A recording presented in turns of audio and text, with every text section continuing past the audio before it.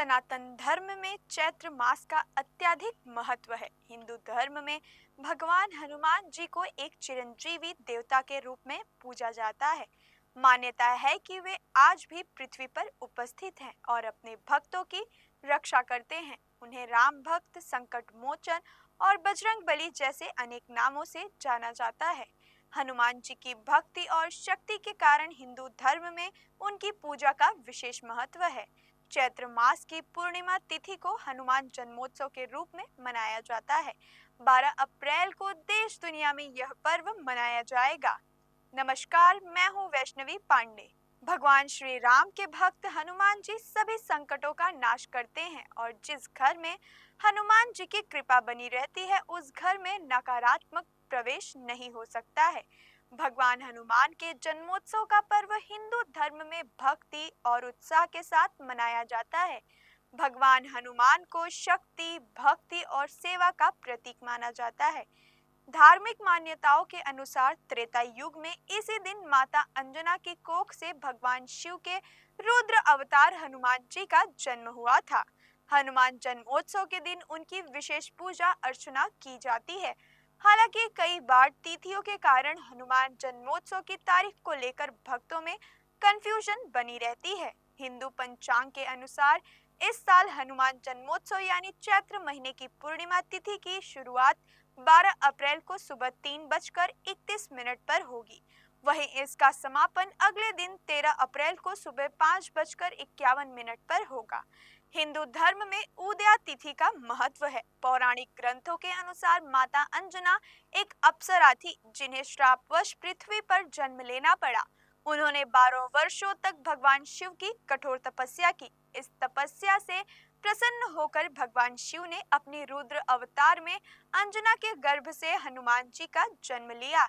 हनुमान जी के पिता महाराज केसरी थे जो सुमेरु पर्वत के राजा थे। हनुमान जी का जन्म त्रेता युग में हुआ था और वे भगवान राम के परम भक्त माने जाते हैं। वे अष्ट सिद्धियों और 9 निधियों के दाता हैं और कलयुग में जागरूक देवता के रूप में पूजे जाते हैं। हिंदू पंचांग में कहीं पर हनुमान जयंती लिखा होता है और कुछ जगहों पर हनुमान जन्मोत्सव भी लिखा होता है, लेकिन मान्यताओं के अनुसार हनुमान जी के जन्मदिन को जयंती नहीं बल्कि जन्मोत्सव कहा जाना उचित होगा। दरअसल जयंती और जन्मोत्सव दोनों का तात्पर्य जन्मदिन से होता है, लेकिन जयंती का प्रयोग उनके लिए किया जाता है जो जीवित है ही नहीं। लेकिन यहाँ बात भगवान हनुमान जी की जाए तो इन्हें कलयुग का अमर देवता माना गया है। भगवान हनुमान को भगवान राम का परम भक्त माना जाता है। यह दिन भक्तों को उनकी भक्ति, शक्ति और निस्वार्थ सेवा के गुणों का प्रतीक है। इस दिन हनुमान मंदिरों में विशेष पूजा अर्चना, भजन, कीर्तन और भंडारे आयोजित किए जाते हैं।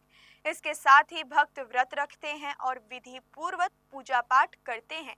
ऐसी मान्यता है कि इस दिन सच्चे मन से हनुमान जी की आराधना करने से सभी कष्ट दूर होते हैं और मनोकामनाएं भी पूर्ण होती हैं।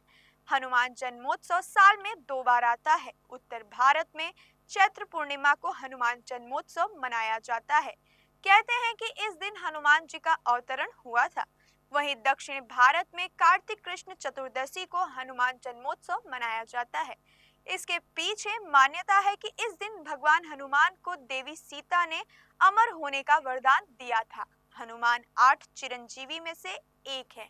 उन्हें अमर होने का वरदान प्राप्त है। कहा जाता है कि भगवान राम से अमर होने का वरदान पाने के बाद हनुमान जी ने गंधमादन पर्वत पर निवास बनाया और इसी स्थान में कलयुग में धर्म के रक्षक के रूप में हनुमान जी निवास करते हैं।